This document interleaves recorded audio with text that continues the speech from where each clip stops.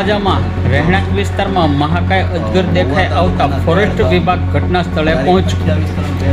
ભાવનગરના તળાજા તાલુકાના ગ્રામ્ય વિસ્તારોમાં તેમજ શેત્રુંજી નદીના કાંઠાના વિસ્તારમાં વારંવાર અજગર દેખાઈ આવે છે, જેની જાણ ફોરેસ્ટ વિભાગને કરવામાં આવતા ફોરેસ્ટ દ્વારા પણ તેમનું રેસ્ક્યુ કરી અને સલામત સ્થળે છોડી દેવામાં આવે છે.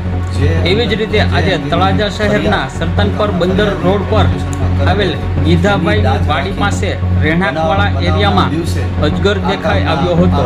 અંદાજે 7 ફૂટ જેટલી લંબાઈ ધરાવતો અજગર દેખાઈ આવતા આ બનાવની જાણ ફોરેસ્ટ વિભાગને કરવામાં આવતા ફોરેસ્ટ વિભાગ દ્વારા તાત્કાલિક ઘટના સ્થળે પહોંચી અને અજગરનું રેસ્ક્યુ કરી પકડી લેવામાં આવ્યો હતો.